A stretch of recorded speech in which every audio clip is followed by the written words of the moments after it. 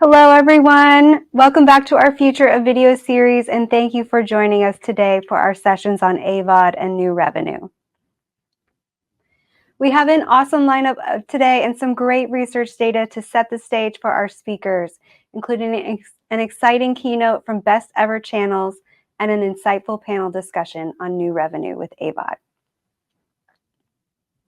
Before we get going though, I would like to thank our sponsors for making Future of Video possible. So thank you to Audia, JW Player, Bango, SymphonyAI, FPT Software, and Whirl.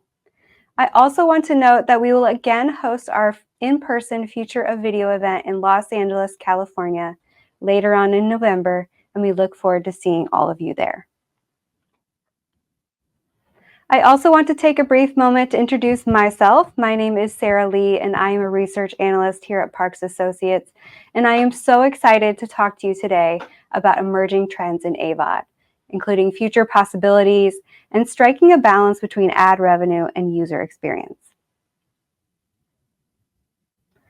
So to start, I'll just touch on the fact that use of free ad-based streaming services continues to rise. This is coupled with average spending going down, but not because streaming is becoming more affordable. Quite the opposite, actually.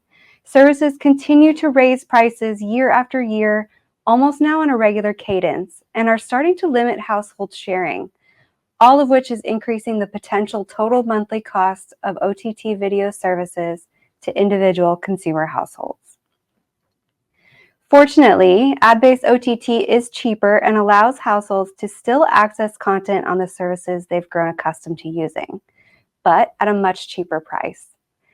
Among the internet households that subscribe to at least one OTT streaming service, the average spend per month is now $63, a $17 decrease from just 6 months ago. And this really illustrates how consumers are shifting priorities when it comes to entertainment spending. Early on, streaming was all about low price points, ad-free programming, and original content. However, today's streaming providers face mounting pressure from rising production, licensing, and distribution costs, as well as increasing demand from investors to demonstrate financial returns. Price increases are one way to help close that gap.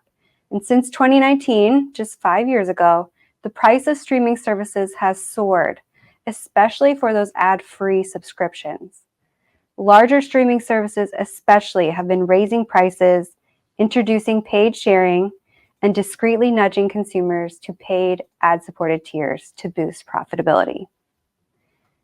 Meanwhile, many services are raising prices, content is quietly removed due to high licensing costs, and even high-demand shows are being canceled as production costs soar.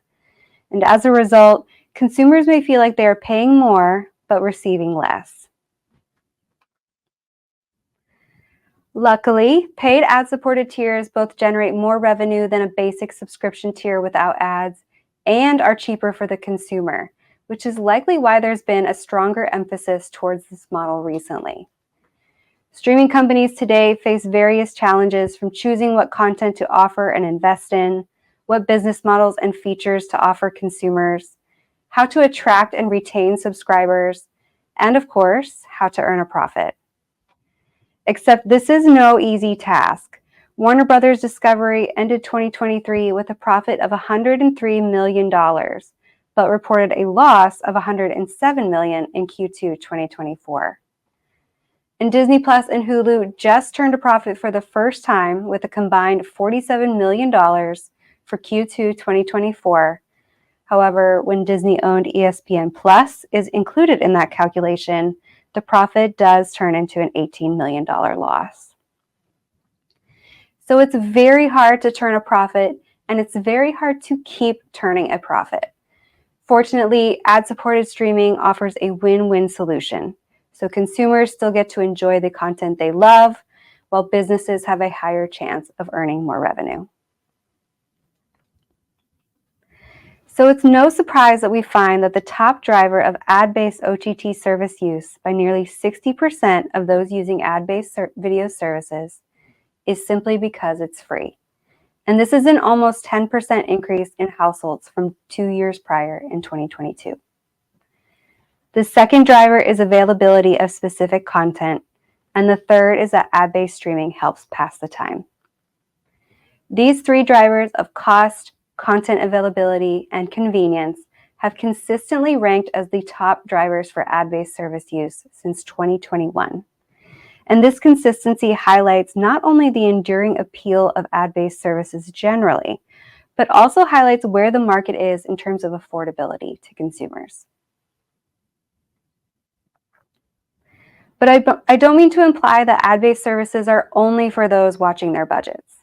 Instead, I would like to emphasize that when we look at the demographics for those who use ad-based services against a sample of all U.S. internet households, we see a similar pattern. Ad-based OTT services are widely accessible, with many households now having a mix of both ad-based and ad-free subscriptions.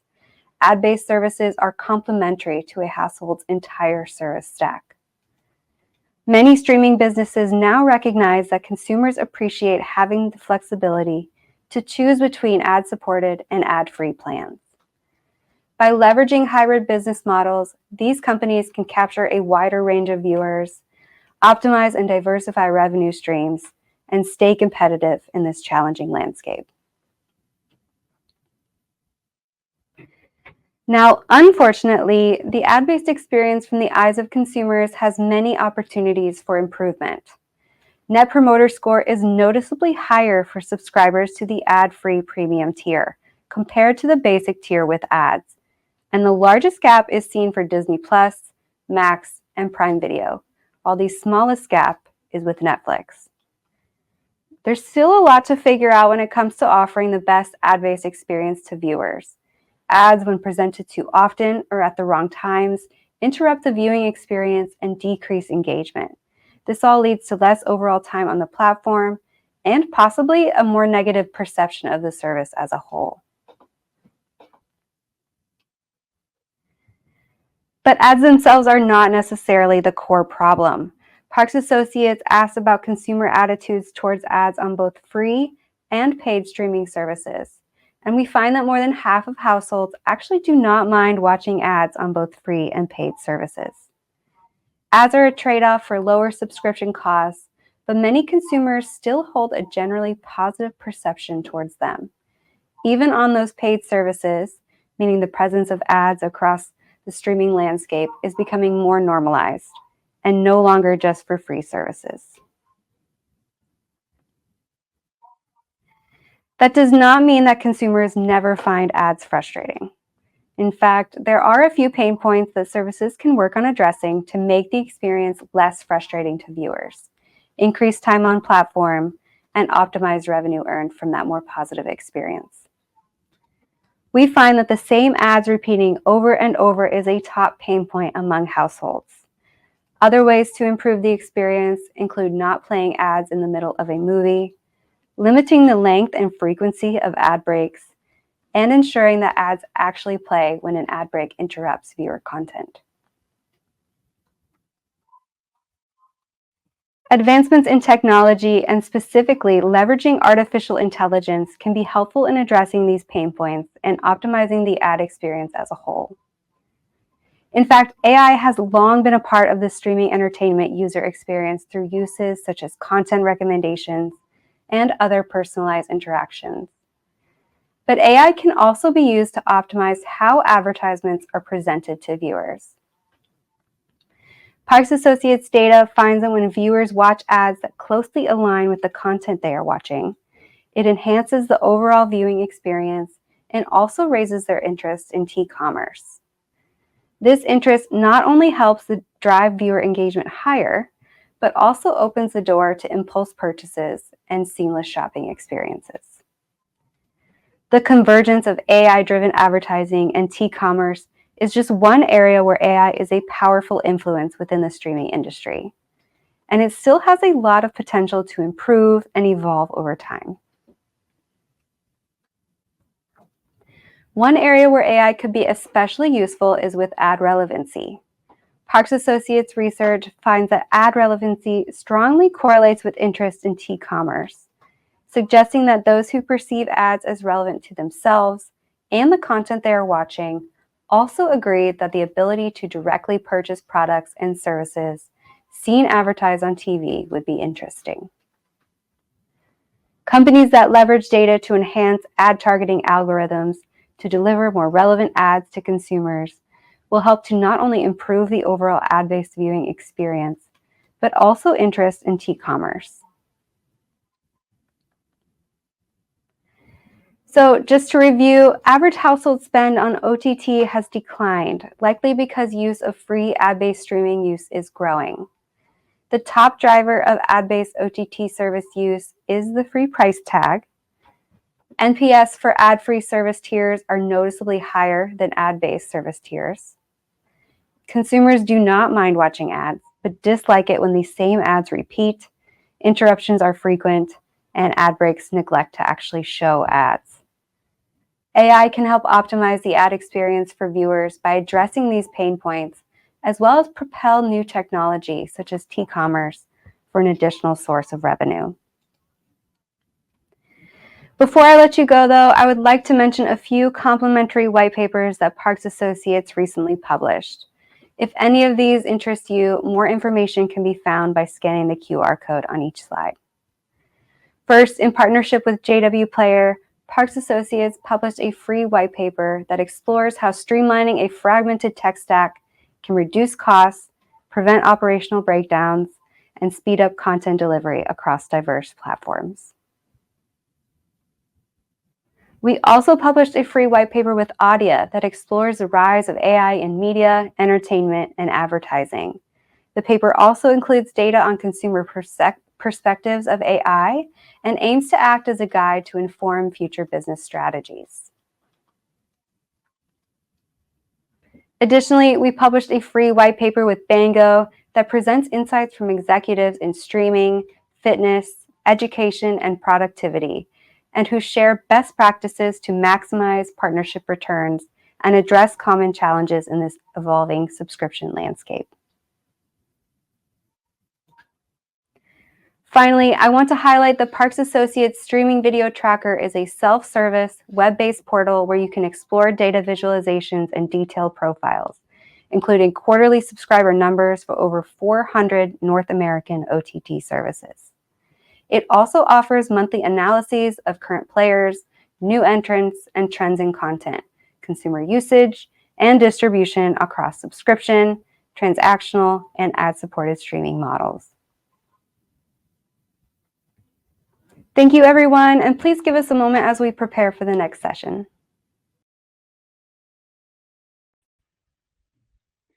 Hi, everyone. Thank you, Sarah, for that fantastic setup and sharing some of our research on ad-based video. Very excited for this next session, which is our Visionary Spotlight session. We have Jonathon Barbato, who's the co-CEO of Best Ever Channels, which is a leader in creating fast channels and developing original programming for AVOD and FAST platforms. If you don't already know Jonathon, he's spent over 25 years in the industry, sending millions of viewers to digital video content, and has been driving audiences to OTT networks like TiVo, Tubi, and Pluto, and more.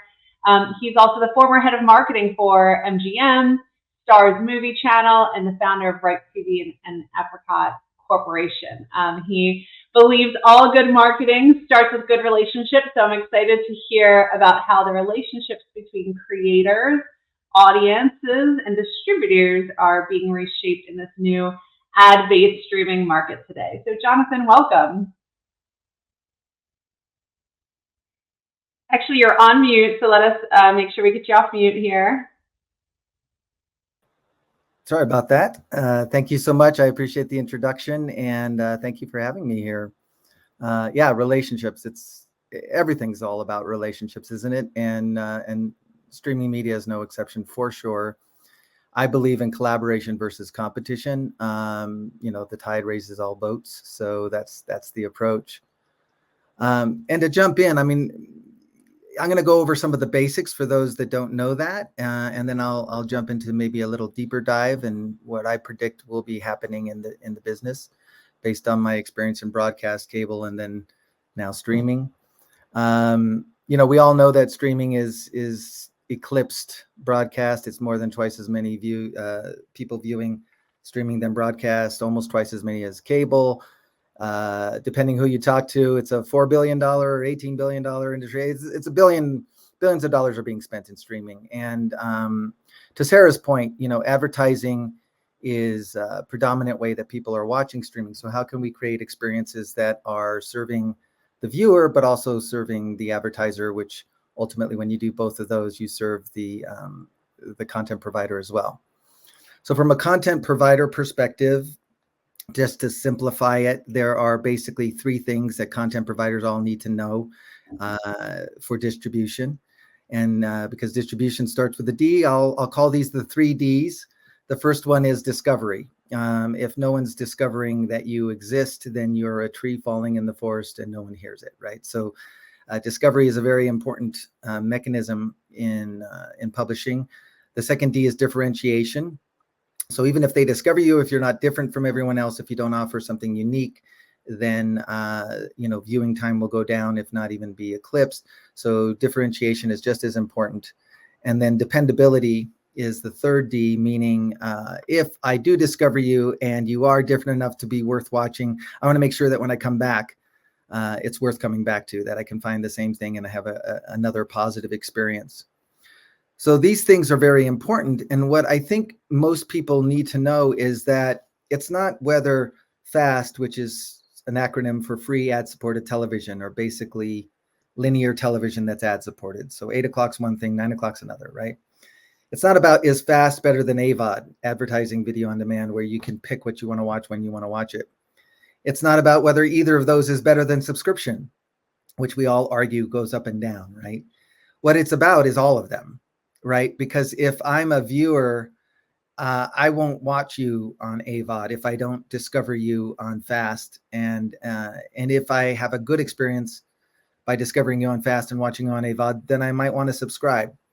So I think it's important for all publishers and all people creating content in the industry to realize that these three all work together, and that ad supported in one area increases when you have ad supported in other areas. It's not just that you can make twice as much money if you're on FAST and AVOD, it's that it goes up exponentially. And that even though viewership is greater in AVOD, the viewers are greater in FAST, depending on the content.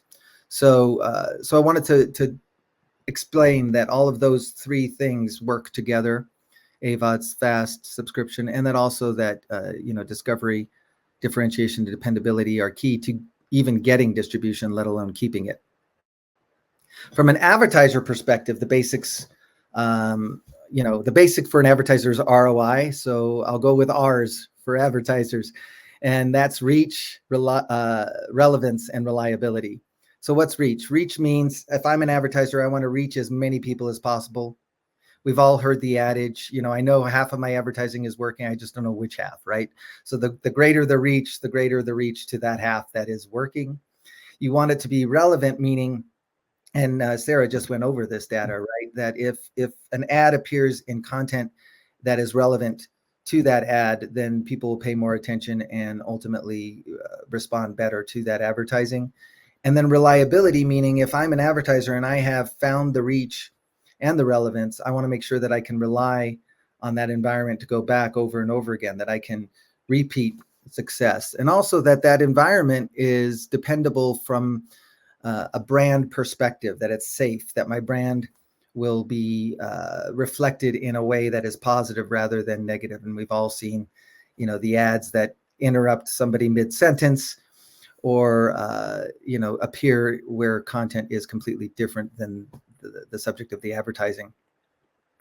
So that all being said, what's working today and what isn't working today? Well, what's working today is that, you know, streaming media offers advertisers and audiences greater convenience and easier access to content than maybe ever before. What isn't working necessarily for advertisers is that the standardization that we have in online marketing or television, traditional broadcast marketing, hasn't quite reached the streaming universe yet. So you may get data on viewership from one platform, one connected TV set manufacturer, and you may get data from another, and a view, for example, may not even be defined the same way between the 2 or 3 or 22 different platforms that are delivering streaming media. So the standardization that it takes for that data to be reliable to advertisers really needs to be worked on and progressed. I think that's happening. I mean, look at Parks and Associates streaming video product is probably one of them. I was on a panel a couple of weeks ago with Whip Media. They're taking content from, data from content providers like Best Ever and others. And so if I have a comedy channel, which I do, and I want to know how my comedy channel is performing, I can look at my data. But if I want to know how is it performing against other comedy channels, right now I don't have any way to really look at that empirically.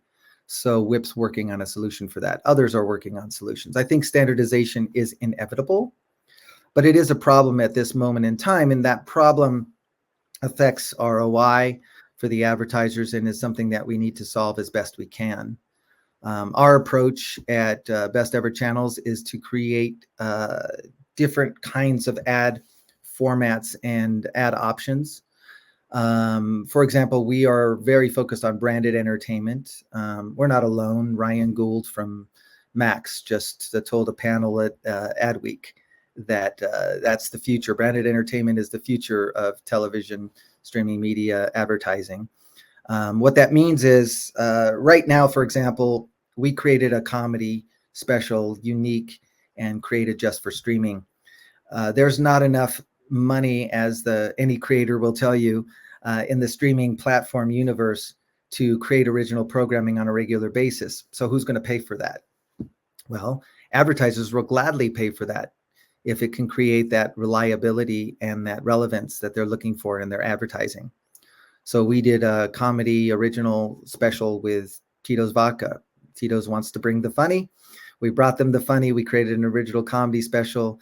TCL, as a connected TV platform, took it for 30 days exclusively.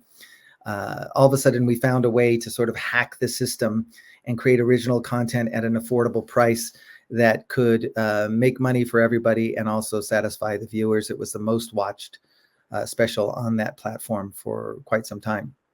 So branded entertainment is one way around it. Live entertainment seems to be very popular with the platforms these days. Live is traditionally thought of as sports and news because I don't want to miss the game and hear who won before I can watch it. I want to know if that hurricane in Florida was a 3 or a 5. So news and sports are the obvious. Comedy and music, we believe, are also reasons why you would want to broadcast live. Comedy is very often pulling off of current events. So the live broadcast of comedy can be more relevant. Also, constantly new comedy is relevant.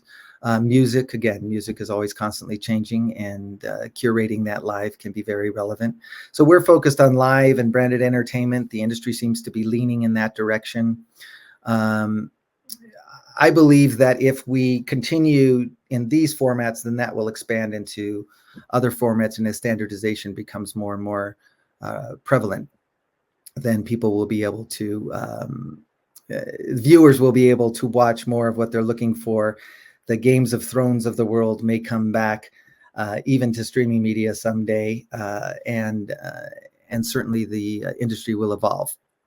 But talking about the industry evolving, you mentioned that I was head of marketing at MGM Television and Stars Movie Channel, that I founded a on-demand network and now streaming media. Why? Why am I going from one to the other to the other? It's because that's where the industry's going. And the best visionary advice I can give you is look at history, because that's what we've done. And most of my success, all of my successes are based on that. And I'll just give you a brief idea of what I'm talking about. If you look at broadcast, it started with 13 channels. In the 13 channel universe, content creators reached a plateau. There was enough content. You had to really fight to get your content up there. Quality was paramount. Well, then cable came around, and it supplied not only a better way to get the signal, but also 100 channels. Started with 50, 60, 70, 80, 100 channels. All of a sudden, content creator FOMO arrived, right? It was great to be a content creator because now we have to populate 100 channels, not just 13. And so beautiful day for the content creators in the industry. That created the Turner networks, that created CNN, ESPN, a lot of things evolved out of that. But eventually we hit a ceiling, right? So now we have enough content for those 100 channels, and it became a fight for content creators to get even more. Well, then digital cable came around. Now we can have 500 channels. Boom. Beautiful FOMO day for content creators. Let's create for those 500 channels, and everything blew up again. Well, eventually the industry realized people don't want 500 channels. They can't scroll through 500 channels, and those 500 channels were populated. So that real estate grab became reached its ceiling. Content creators reached a sad day again, and then on demand came around. Well, when on-demand first started, the cable operators drew a line in the sand and said, we're not going to pay extra for on-demand for the same content that you have on regular TV. And so the regular TV providers didn't give them the content. So anybody and everybody with content that was relevant could get on-demand. And that's exactly what happened. And so it kind of exploded, and it was a great day for content creators again. And everybody was going on demand till eventually all of the traditional networks came over, and again, enough content reached the ceiling. Now what do? Streaming media. So I was advising Farhad, the CEO of Tubi, when there were 5 people in the company, and he was trying to figure out how to get the channels that were on cable to come on to streaming media.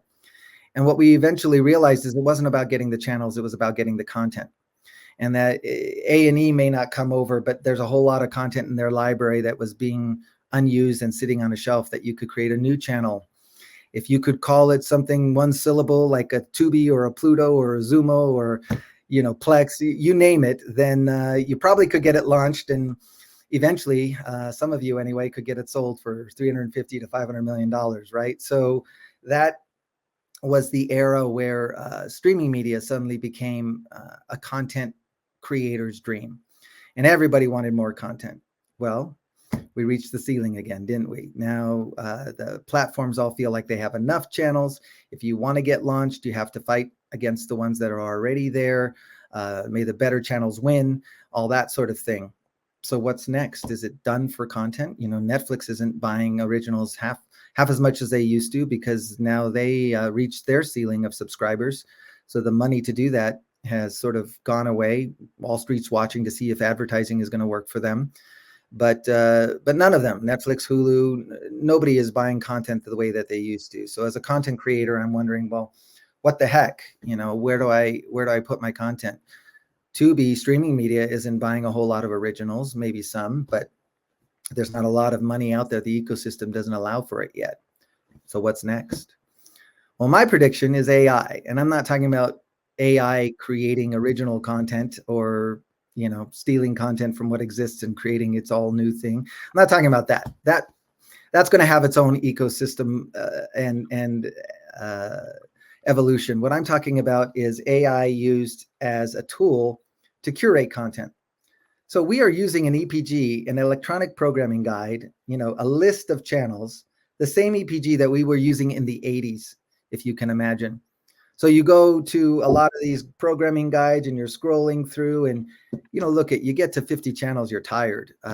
How many of you experience what I experience with my wife, every weekend, right? I want to watch something, we watched everything we wanted. We already binged on what we love. So now what?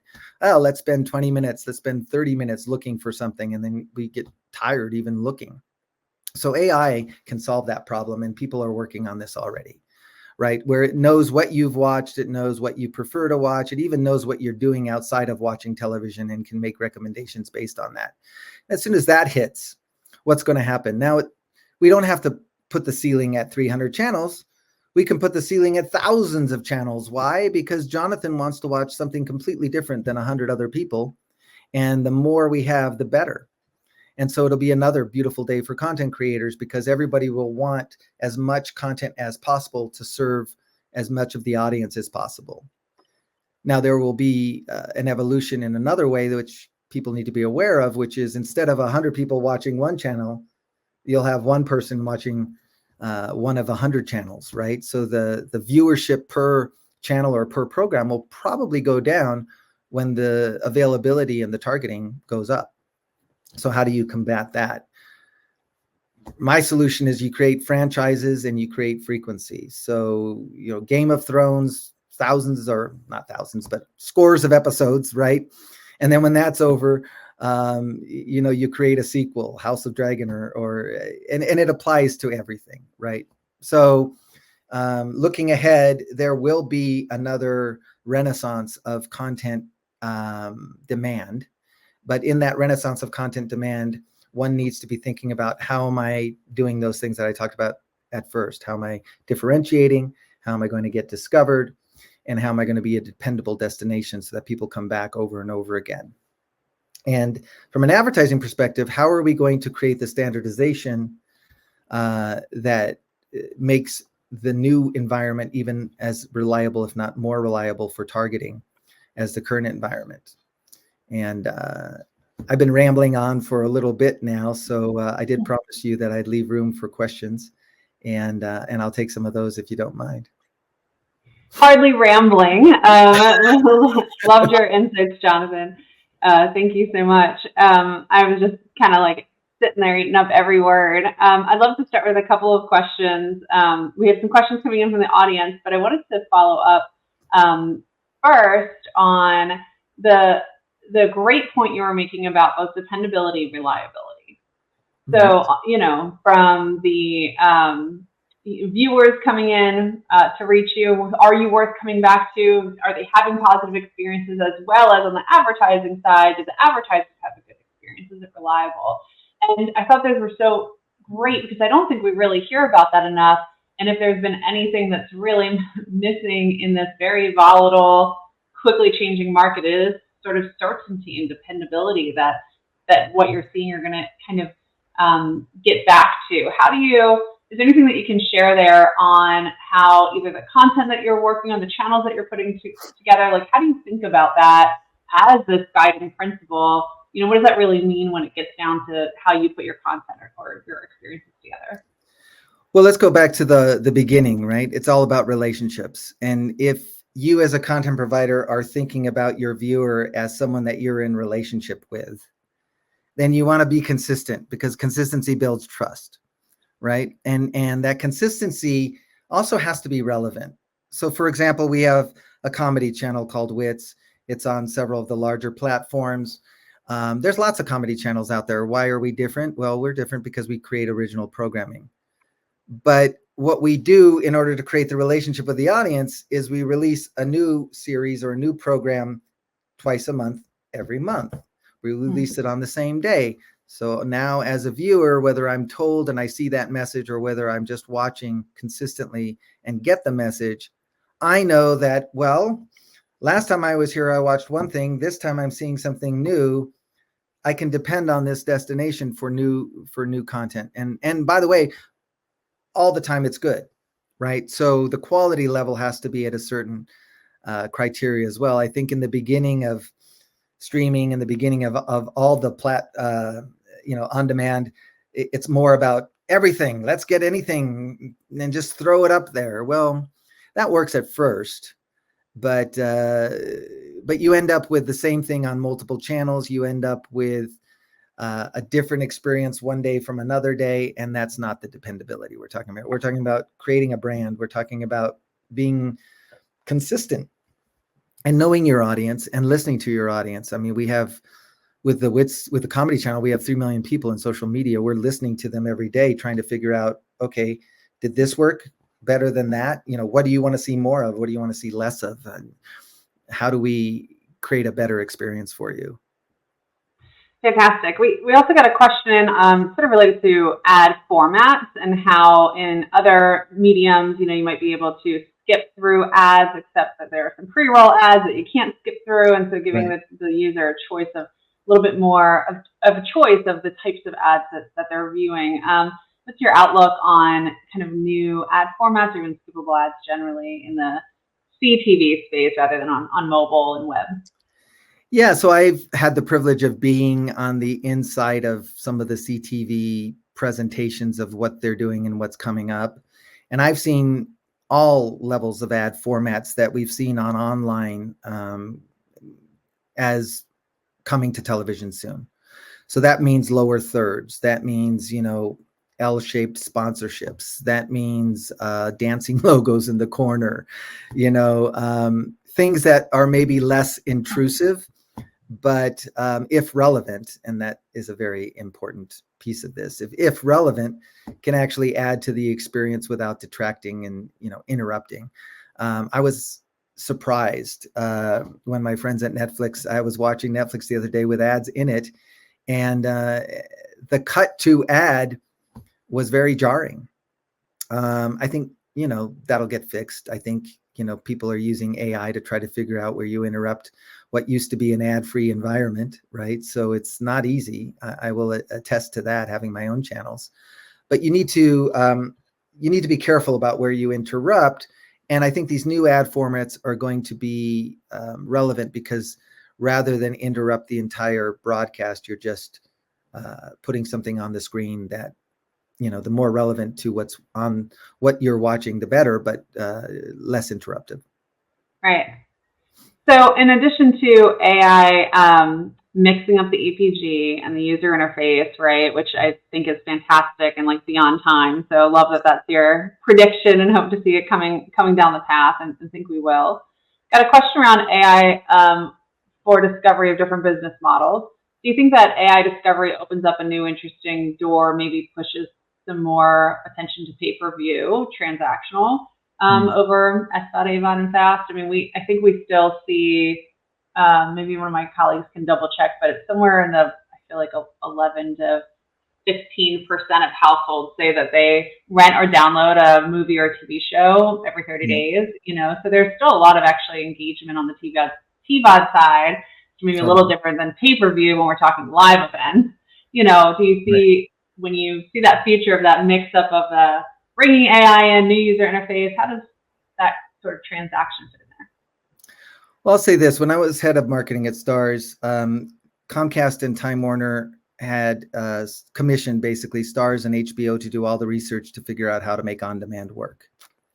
And that was because they launched on-demand in the early 2000s, and they launched it as TVOD, or pay-per-view, and nobody was using it.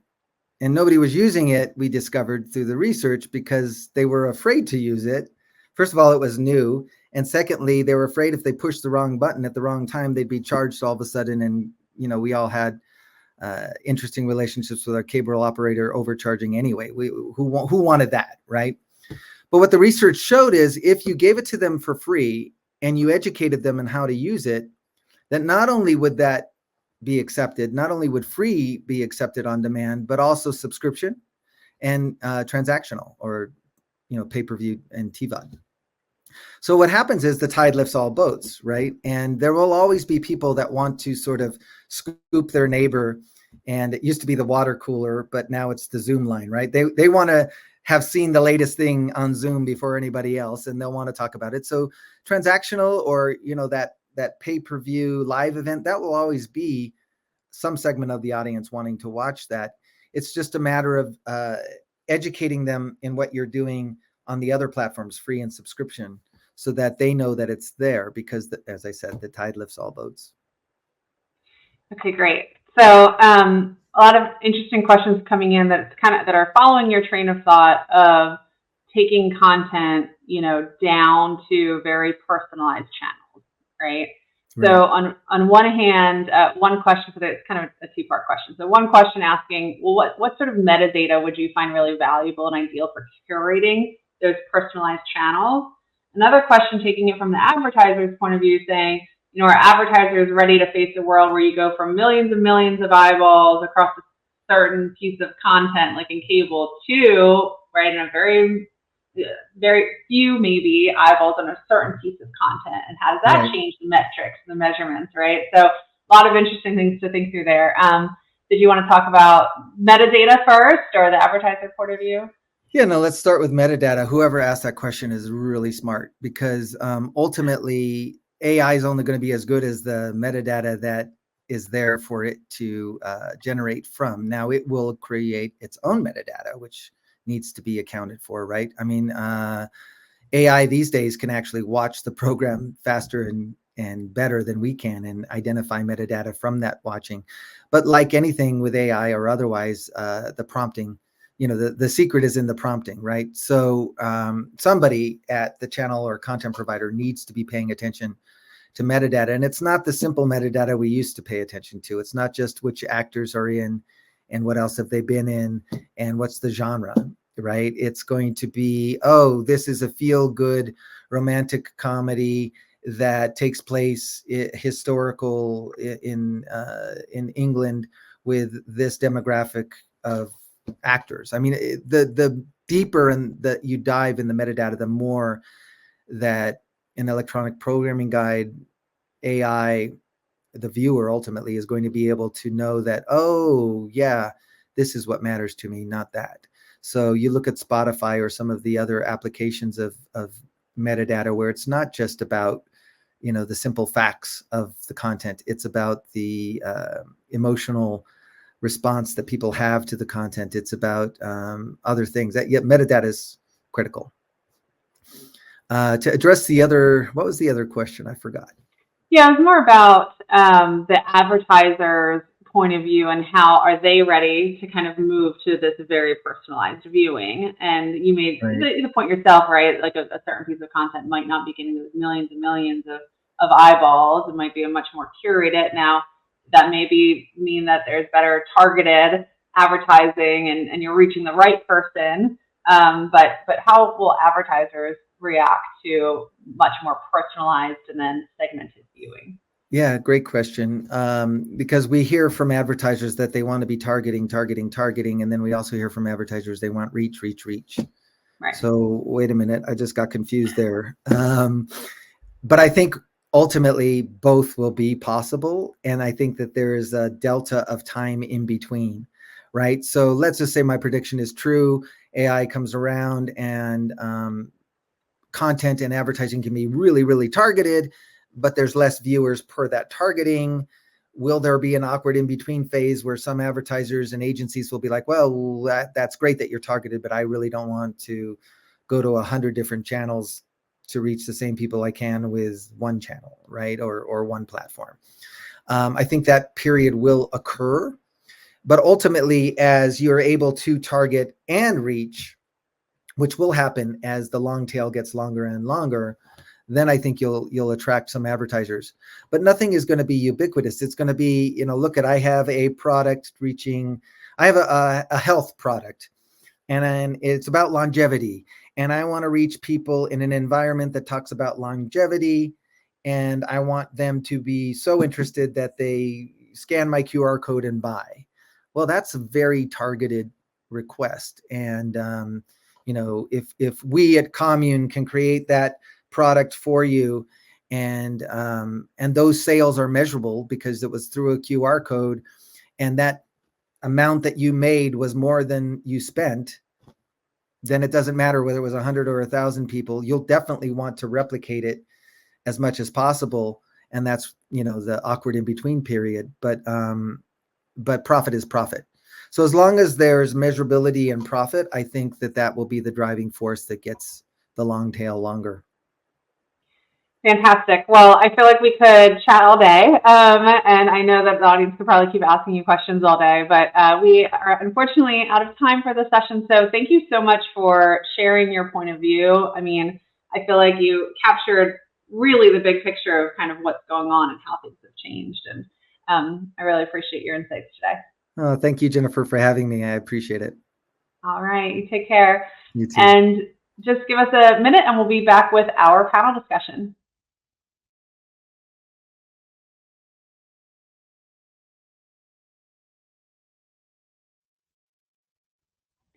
Okay, fantastic. Jonathon set us up so well for this great conversation of really breaking out into our panelists. We have fantastic panelists from really across the ecosystem of ad-based streaming to talk about how ad-based streaming is evolving. We maybe started with AVOD, then you saw FAST explode, and then of course ad-based streaming behind the paywall, whether that's from an SVOD or even vMVPDs, right? Of course, having ads behind the paywall. Also, how to balance that goal of optimizing revenue with advertising while also being mindful of the viewer experience. And also maybe bringing things down to reality. What's working, what's not working today, and looking ahead to, gosh, we're already in October. So as the end of the year comes along quickly, what is 2025 going to bring? So I'm going to ask each of our panelists to come on in, and I'm going to introduce them and ask them to introduce themselves really and tell you a little bit about their organizations and how they fit into this ecosystem. So first, I'd love to welcome Patrick Ferguson. He's the head of global product and B2C ops with the TiVo platform at Xperi. Hi, Patrick. Hi, Jennifer. Thanks so much for having me. Great to be here. As you mentioned, Patrick Ferguson, I run global product and direct-to-consumer operations for the TiVo platform at Xperi. What is Xperi? We're a company that believes in innovating smarter into developing extraordinary experiences for our customers, from the home and in the living room to the car. And where the TiVo platform fits into that strategic portfolio is we're a set of user experience products that in the video service provider space that allow for our customers to put forward an experience and enable their end consumers to find, watch, and enjoy content. Really do feel like, as TiVo and Xperi have come together now, we merged in 2020. And as we've come together, we've begun to cascade a global scale and tech strategy that allows for us to leverage the best of what's coming down the pike, and monetization being one of those North Stars. So look forward to talking to everybody today about it. All right, thanks for being here, Patrick. And next, we have Justin Fromm, who's the head of insights for North America at Samsung Ads. Hi, Justin. Hi, Jennifer. How are you? Great, thanks. Good. Thanks for having me. I'm Justin Fromm. As Jennifer said, I'm the head of insights at Samsung Ads. Samsung, of course, is the global leader in television and mobile handsets. In the United States, 3 in 4 homes own a Samsung device. Samsung televisions have been the global leader in television sales for 18 years. And Samsung Ads is an ad ecosystem based on our 72 million television sets in the US across 56 million households that allows advertisers to reach our consumers with their advertising messaging using our first-party device-level data to deliver advertising that messages that in the right time to the right person. Okay, awesome. Very excited to hear what you see, because you see a whole lot there at Samsung Ads, as you were just talking about. Okay, great. Thank you so much, Justin. Next, we have Scott Levine, who's the Chief Product Officer with Brightcove. Hi, Scott. And Scott, you're actually still on mute. So if you could, yep, there we go. I did the classic, we're 7 years into doing this and still started talking with the mute button on. Jennifer and everyone, thank you for having us here today. Really excited to be here to talk about this topic. And, for me, it's the evolution of who Brightcove is. And, we are the world's most trusted streaming technology company. And my mission, my team's mission, our whole company mission is to be that partner to help you wow and delight your audiences, to ingest the type of content that you have, to engage with your audiences wherever they are, to monetize them if you're in the media space, and if not, to engage them and to connect with them if you're in the enterprise space, and to really understand the insights of what's going on there. And that's what we do here. And the team has been so excited about the transformation that's been going on in AVOD, FAST. We have a nickname for one of them, which is PASS, which is premium ad supported streaming. So this evolution is something that we're taking very much to heart, and really excited to be talking about it here with everybody today. Okay, Scott, I'm adding PASS to my official wall of acronyms. I sometimes I go SAVOD, but I like PASS because I feel like it's actually more encompassing. There we go. Streaming. All right. Just remember to quote us. Okay. Cite it. Brightcove. All right. Thank you, Scott. Next up, we have Mark Moeder, who's the CEO of SymphonyAI. Hi, Mark. Thanks for being here. Hi, Jennifer. No, thank you for having me, and hello to everyone out there.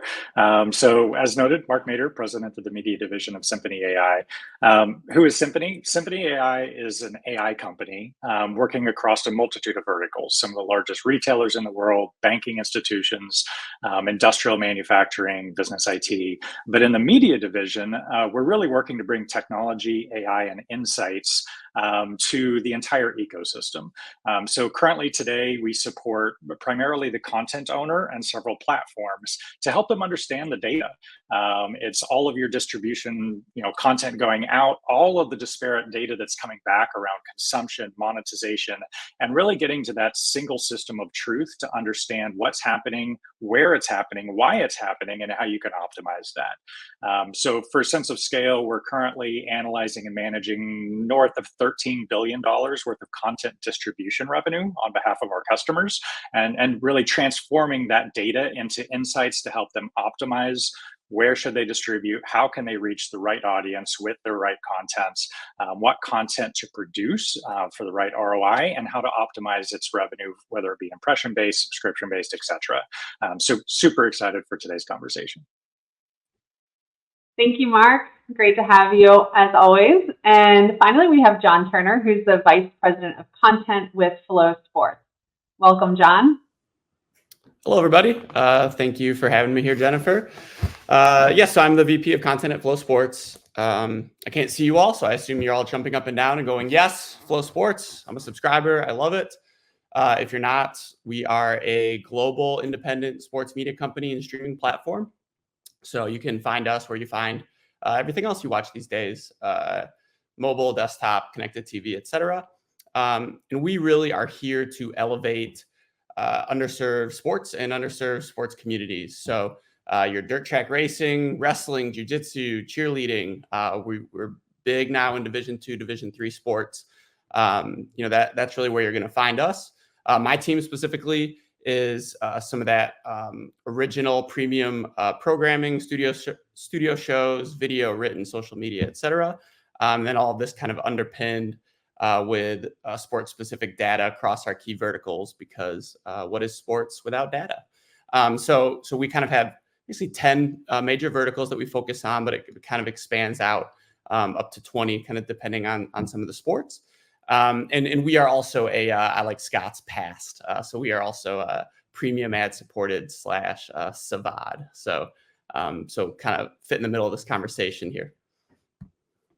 Wonderful. Well, glad to have you, and glad to have all of the panelists here.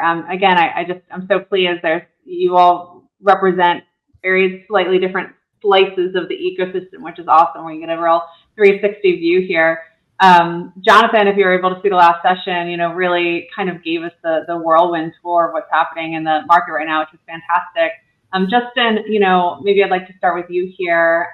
You were mentioning, of course, Samsung, major, of course, leading device, smart TV, so device manufacturer, CTV platform, fast service, ad ecosystem. Can you give us, the sense of where we're at as it relates to ad-based streaming here at the end of 2024?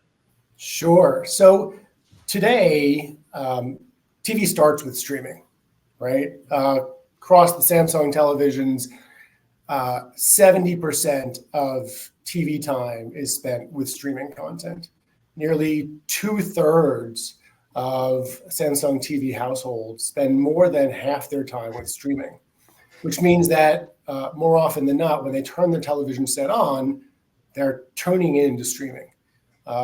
Our colleagues over at Hub Entertainment Research found similar data recently, for the first time ever since they've been asking the question of what people watch first when they turn on their television set. Streaming services now beat the cable box.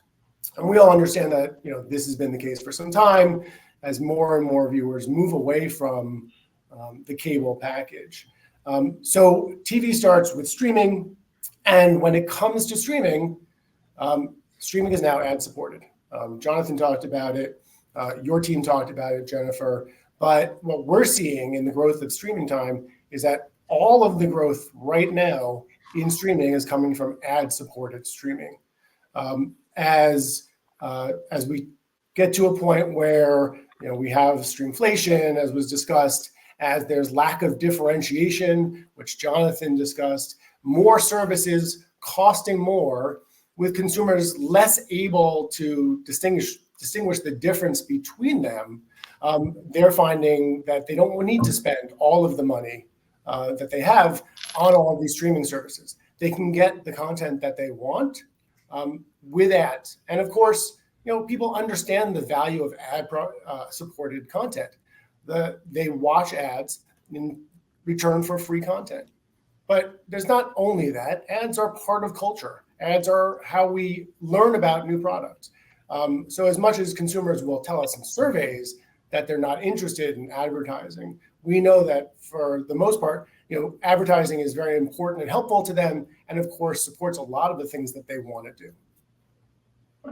Yeah, absolutely. And, our data shows that same thing when you mention strongly, which is kind of great to hear. All of the growth that you're seeing basically is coming from ad streaming. And we have had several, probably 18 months, maybe plus now, where the number of SVODs, the average number of SVODs taken per household, per household has been flat, right? So that people still have some subscriptions, but they're also moving to those ad-based subscriptions. Patrick, maybe over to you. The TiVo and New Xperi view is pretty interesting, coming from a legacy in that set-top box, right? Really revolutionizing what that meant with the TiVo platform, and then coming over to streaming. Do you want to add some of your perspective on, what you see as the current reality of ad streaming today?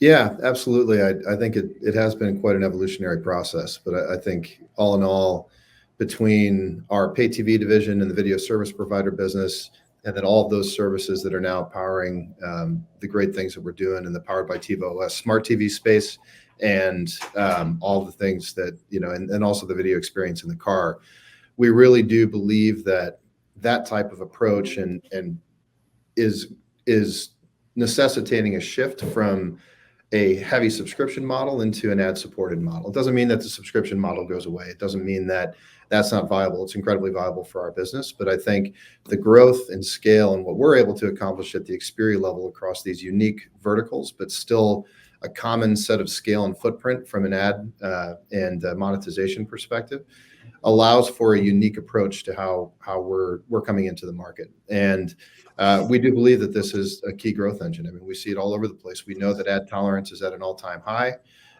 Although in our latest TiVo video trends report that we've done in North America, which is now available, by the way, shameless plug, we do see that there's a bit of fatigue coming in. The number of services that people are subscribing to in the household had kind of peaked at almost near 11 last year. Now it's down toward 9.1, but there's still a pretty healthy part of that. About 3 to 4 of those on average, those services are free ad supported. And of the people that are watching that have ad supported content, over 60% are zeroing in on fast channels and AVOD and things like that. So clearly the market is demanding it. We feel at the Xperi level, at the TiVo level, that our ability to have an agnostic platform that can uniquely serve the individual markets, and then have a universal strategy from a scaling and monetization ad tech stack is positioning us well. We absolutely believe that model is accelerating, and we're looking forward to continuing to innovate to adhere to it. Yeah, no harm in a shameless plug. We watched for that report ourselves. Like, oh, the TiVo Trends report is out. Well, yeah, so that's interesting too. Let's talk about kind of the money, because we do tend to talk in the industry sometimes, like, is it subscription versus ad-based? What's the future? Are we even going to have an option to have a no ad, experience in the future, which we really didn't in the pay TV, except for the premium channels, right? HBO, Stars, those in the past. It was really limited that you could have a premium no ad experience. Will we continue to have that? Maybe Scott, I'll start with you there, and then Mark, you're managing all the distribution revenue. You see where all that money is going. So I'll start with Scott, and then we'll go to Mark. Yeah, thank you. Kind of the view we're seeing is that it's sort of about water finding its own level. They're going to be customers, subscribers, users, viewers, all of whom who want to consume the types of content. And when you match that to the user experience that they're looking for on a mobile phone, on a TV experience, on my Samsung frame I have at home, to a type of content. Is it last night's Mets game that they won, to a long form episode of the Dukes of Hazzard from 30 years ago? When you take all those individual attributes, this is going to be, in our view, kind of the uniqueness that'll come in front of it, is that matching of both what the user wants, their tolerance for advertising, their tolerance to pay, the type of content that you're looking at, and everything brought together to kind of find the right method of monetization for that specific user. Jonathon was talking about it in the session beforehand, and it was a little bit about, hey, this one-to-one experience, fast is great. Premium VOD is great. They're all fantastic. But what if we could create a world where we all came together to watch something, my example of the Mets game from last night, then all left and went our separate ways to watching individual content, and then came back. And each of us had different ad loads, and each of us may have different monetization experiences. When you understand viewer tolerance against that, that's when you can really super serve your audience and grow revenue. And again, shameless plug for ourselves, that's what Brightcove is spending a ton of our time on, is that you want to call it monetization optimization with our insights products. And one of the reasons I love Justin's title, I believe, is he's got insights in it. We don't call it data or analytics, we call it insights, because you want to be able to draw an action from that. It's not just big data, it's insights that you can do something with. It says, this one user, maybe I back off the ad load for them, still put ads in it, but push a different type of content monetization experience in front of them, subscription, and get them over a different type of hump versus maybe me, who has much higher tolerance for advertising right now. That kind of finding the right level for every single user is going to be so powerful in front of us. Yeah. So first of all, you're telling me because I'm a Phillies fan, and so that was not a great game, but okay with the but really interesting, the idea of kind of personalized monetization teams, optimizing it for those. I think Patrick wanted to chime in real quick, and then over to Mark. No, I couldn't agree more with Scott's thoughts. I think that we still see in our research that there's a dilemma surrounding discovery. People are wanting to have a seamless experience as it pertains to the content that's there. We see over 50% of the respondents are going into 2, 3, 4 apps before they find what they want to watch. So if you can harness the power of a great personalized recommendation engine, and then you layer the monetization elements on top of that and really figure out how to balance the tolerance, that's going to be critical moving forward. I couldn't agree more. Okay, Mark, over to you. Yeah. So I agree with both Scott and Patrick, which kind of makes for a boring panel discussion. However, I think to the question of what is the future of SVOD, a non-ad ridden SVOD, I frankly think there's only going to be a couple of buckets that can sustain that long term. One is you've got a massive, kind of a Netflix, right? You've got a huge library, huge width and breadth of content for a consumer, and it becomes a staple, right, in their household. I think those can and will be monetized, on an SVOD without ads, kind of perpetually. The other persona that I think pulls it off today and will in the future is when, kind of going back to the relationship conversation with the consumer, where the content available is so not niche, but it speaks to me as a consumer, as a viewer, whether that's the anime or whether that's, FloSports, because I'm a sports fanatic, or, frankly, my wife, British murder mysteries. Those are an environment where you've got such a rabid following from a viewership perspective that, yeah, it becomes my staple, right? And I'll pay that in SVOD to not, have to deal with any ads. That said, that's, 10, 20% of the ecosystem. The balance is now and will have to maintain an ad supported in some way, shape, or form, either a diminished SVOD play with ad support, full AVOD, pass, or any of the other acronyms to sustain viability. Because, as you said, Jennifer, the research shows the number of subscriptions are remaining flat. However, the pool of available platforms out there continue to explode.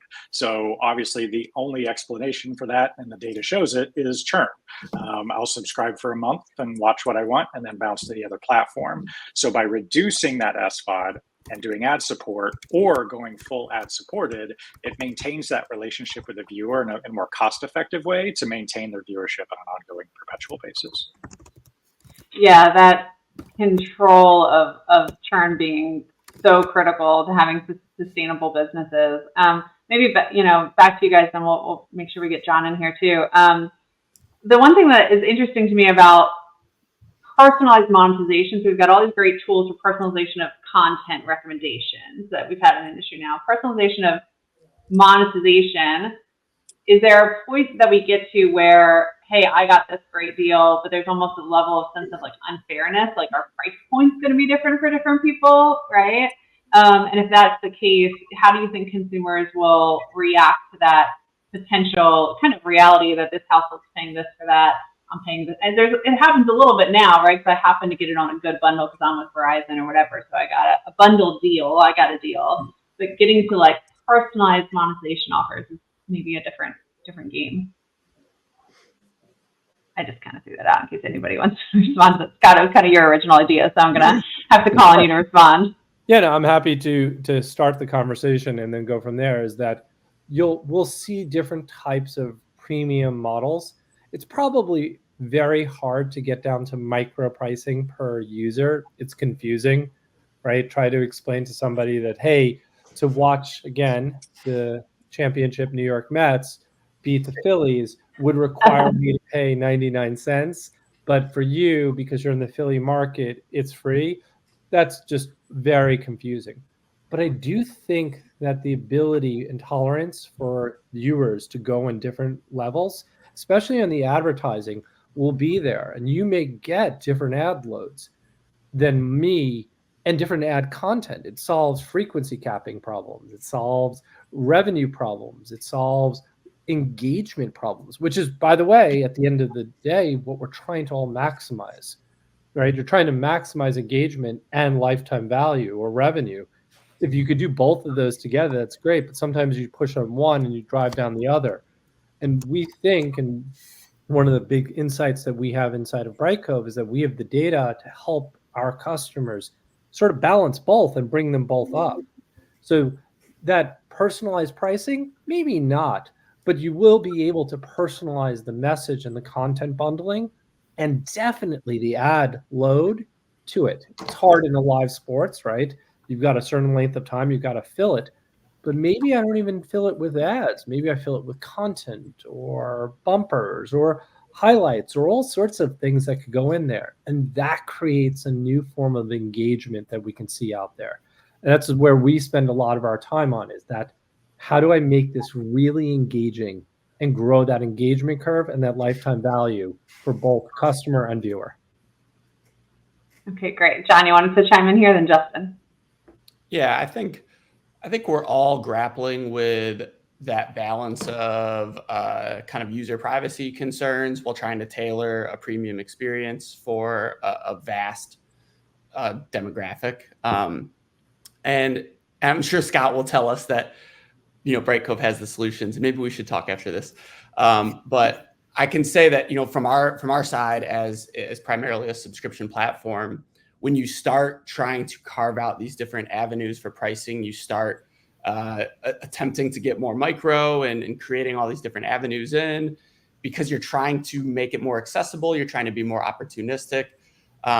What you really end up doing is you end up eroding some of your value at certain points. It's easy for people to find backdoors, VPNs. Most won't do it, many will. And so that's just the more cute you try to get with it, people are smart. They'll find a way around it. Yeah, I think that's an interesting point, John. You hit on eroding value. We're seeing right now, the industry is focused on churn, right? What we see actually is the inverse of that. We have is a loyalty crisis. When we look at viewers' usage of different apps, what we see is that 2/3 of Samsung households use at least one app for 10 or more months out of the year, right? They're loyal to at least one app, but that loyalty is scarce. So they use nearly 8 apps. They're loyal to fewer than 3, though. And that's really where the problem lies. And I think if we get into kind of micro pricing or targeting that way, you get into kind of this very obtuse kind of space. And we already had that with the cable bundle, and we didn't really understand the problem. And just as John was saying, right, people will find their way around that.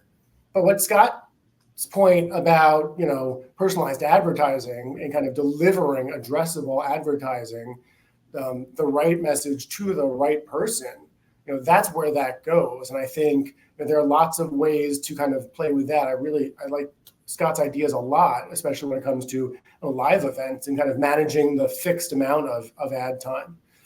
So I think we're going to see a lot of innovation there. Yeah, well, Justin and John, I'd love to stick with you here and actually focus in more on the advertising experience and the performance and kind of what makes a campaign successful and kind of what engagement with ads and the content that you're putting out there to, really means, how you look at that. So maybe Justin, I'll start with you then, and then go back to John. Sure. Well, I mean, one of the things that separates CTV from kind of the old TV model, the broadcast one-to-many TV model, is that CTV is now a full funnel medium. CTV is what TV has always wanted to be, delivering beautiful sight, sound, and motion to individual households and individual users so that advertisers can target the right audience with the right message. So it really depends on the advertiser and the advertiser's KPI for any given campaign. You can find a mass audience and you can deliver upper funnel brand messaging just as you did on linear TV. You can actually do that more effectively and more efficiently because you don't have the wastage of the audience that's outside of your target audience. Or you can drive folks down a funnel where you're driving a specific message to a specific group of your target audience members, or you can actually drive outcomes. You can drive people to an app, to a website, to an offer, to a store. And we have the data that enables you to understand who the right person is for that message. And then we close that loop of measurement so that you understand the effectiveness of your advertising, which again, in the broadcast days, was kind of amorphous. Yeah, for sure. It's like CTV kind of sits in between you don't really have any of that next step data of what happens after they saw the ad. You've got it all you want in digital and social, and then CTV, it's like starting to get there maybe to connect those dots. You mentioned, the next step. You can deliver pixels so that you get closed loop attribution within TV. Obviously, when we're driving folks to content, we understand that. But we also can work with third parties, MMPs, who are able to close that loop for us with our advertiser partners. So, John, in the sports world, it's so interesting, obviously, sports being about the hottest rights that are out there at the moment. But thinking about sports in the fast landscape and the world that you're sitting in with ad-based sports streaming, can you share any trends on kind of how that works maybe uniquely and advertising working with sports in an ad-based way? Yeah, I mean, we're spoiled in sports from the perspective that it's a safe place for advertisers. It's hard to beat kind of finish rates there. There's more inventory than ever. CPMs are when you have that much inventory, hard to keep up with CPMs on that front. But when we have advertisers coming to us to buy direct, what they're really looking for from us is they're looking for that connection to our passionate fan bases. We've got nearly 1 million subscribers who are in some cases very deeply engaged in the sports that we're streaming.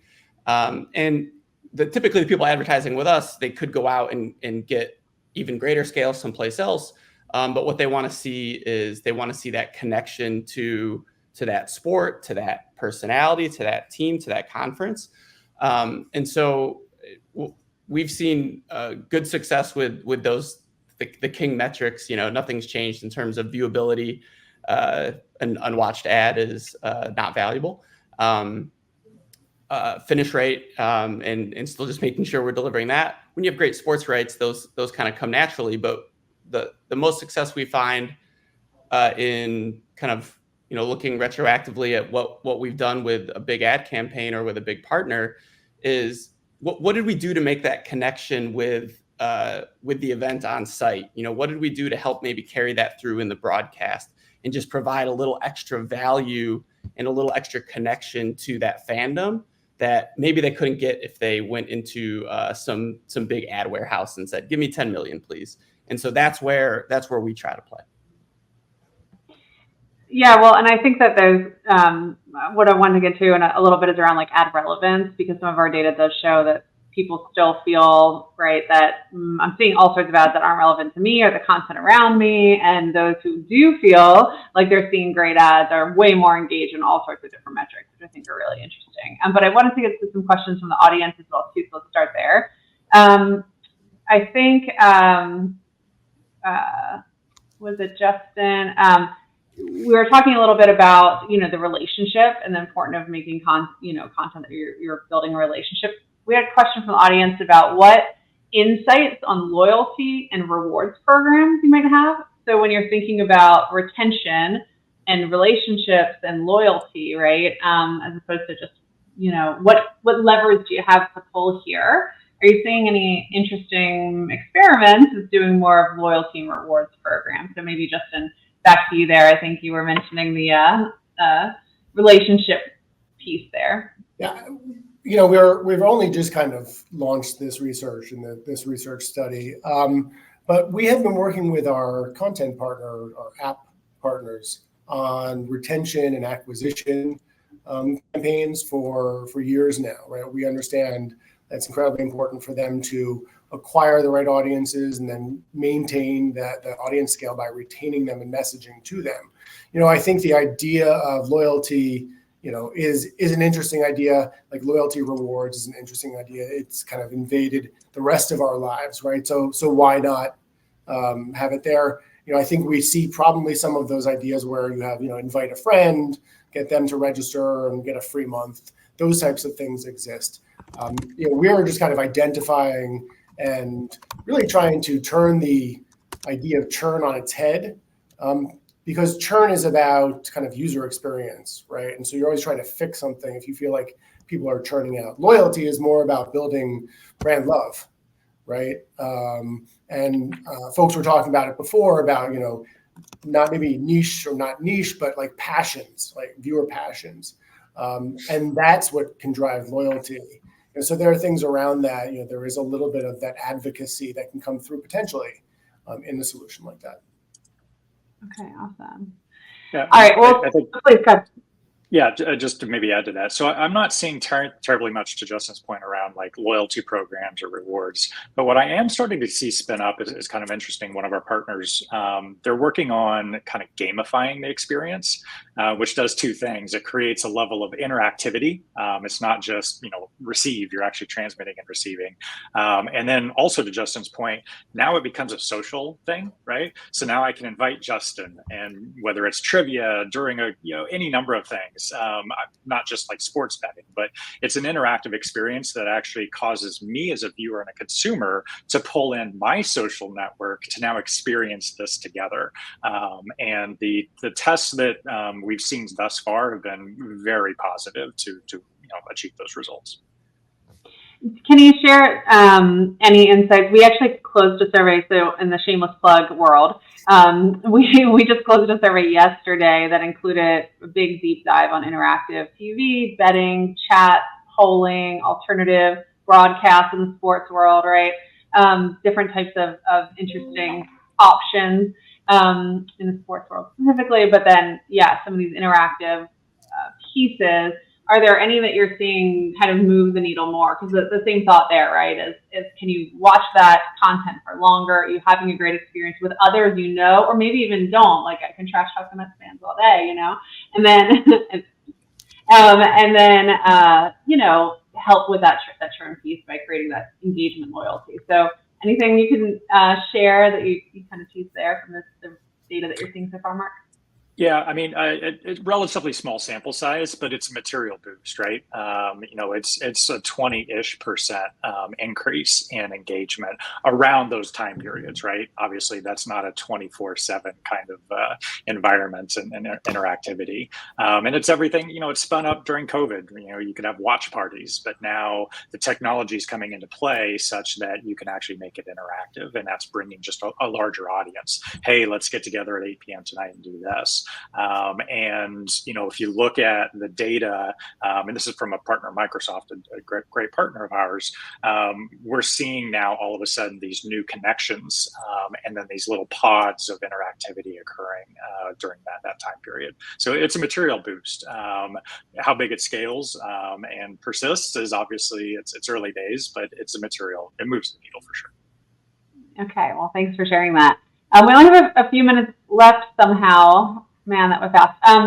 But I wanted to make sure that we end with a perspective of the user and the viewer. And Patrick, I'm going to come to you here and then maybe give Scott the last word and sort of weave it into one of our last audience questions here, thinking about making sure that ad-based streaming viewers have a great viewing experience. And there are still problems with ad fatigue and that sort of thing. But also there was a big report out earlier this week on kind of the viewer surveillance, that really a lot of making this work kind of requires some data capture and learning, and all the personalization that we're talking about requires that you understand your viewer, and maybe there's some concerns there or some education that has to happen on the viewer side. So can you talk a little bit, Patrick, about making sure that the viewer has a great experience and anything about data concerns, and Scott, speak the last word. Yeah, no, I think it's incredibly important. I mean, tolerance is a very delicate balance, and for us at Xperi, 3 of our principal growth engines are very different market segments. One of them is in the IPTV video service space. One of them is the powered by TiVo smart TV space. One of them is the video and audio experience in the car. And each one of those are very unique, that are fed from a centralized set of technology and core from the back end all the way through to the front end in the UI. And how you balance that experience just principally before you even get to the ad space, right? How you balance that experience to ensure that it's a content-centric, super aggregated, truly super aggregated with the right level of metadata, the right level of content coming in, and balancing agnostic to be able to serve different customer segments, even within some of those verticals that we have. And then once you get them in and you get them engaged, figuring out how to work in these advertising elements to where, for us, a principal priority, at least initially, is in the content and entertainment space. And there's a big gap from that to consumer-based ads, right? And the relevancy becomes that much more important once you get to that space. And there are many people, including folks on this call, that do that very well, right? For us, it's more of a balance because we are still so content and entertainment focused. I mean, our mantra at TiVo is find, watch, and enjoy, and helping customers do that. But at the same time, we also know where there's opportunity to begin to work in advancements and enhancements in the tech space and the ad tech space to be able to start to bring in some of this that should, once you get that user engaged and you get them loyal and you get them feeling as though you are a trusted point of a personalized set of content and experience that they can build off of, then figuring out where to strategically layer in those ad spots, whether they be within the UI and the UX, whether they be promotional content where you can really monetize in fast AVOD or whatever the case is. Really have to be methodical in how you think about that. And that's something that we're taking very seriously here and feel like we've got a good approach to, but we're certainly not unique in that respect. I think everyone could probably agree, but yeah. Okay, great. And Scott, we have about a minute left here. If you want to kind of close us out with the viewer in the forefront of our mind here. Yeah, I think that when we use words like wow and delight and trust and quality, that's why we put it into our mantra. It's why I like that. We should all get excited about that. When we deliver an ad experience, when we deliver a content experience, all of us on this panel and beyond worry about that viewer every single day. And if we keep them in mind, we'll always be on the right side of the viewer and the right side of the customer. them, viewers, users, advertisers, when we bring that kind of triangle together, we can lift all boats because customers are okay with giving up a little bit of data about themselves to get a more personalized experience. If this was in person, I would ask everybody to raise their hands on how many times you've gotten the same ad back to back to back to back, right? Raise your hand right now. Oh, yeah. Right? In an ad pod. It's not a great experience for anybody. It's a bad ad experience. It's a bad brand experience. It's a bad consumer experience. But it happens because the ad server is making a recommendation that says, I gotta fulfill my demand, versus changing the model that we're all talking about here to one that's about engagement, happiness, viewership, engagement of brand. All of a sudden, everybody rises up, everything wins. And you talk about engagement and lifetime value. When you bring those together, I think that's what's going to be so exciting for the future of this type of one-to-one content, advertising, revenue, streaming experience. And we'll come up with a clever name for that in the future too. Okay, I expect next time we talk, I want a new acronym from you. It's going to be great. We'll all use it. And in fact, we had a poll running on the side here that you all can't really see from our view, but the audience could, and they were taking this poll about whether or not the ads that they're seeing in streaming video are, relevant to them. And 15% said not relevant. 8% said the ads I see are relevant. 54% same ads repeat too many times. That was number one. 23% I'm willing to pay more to have ads removed from my content. So some premium viewers for sure. 54%, the biggest thing is definitely that repeat experience. So I think the industry is working on that. You guys are all at the forefront of making this viewer experience better.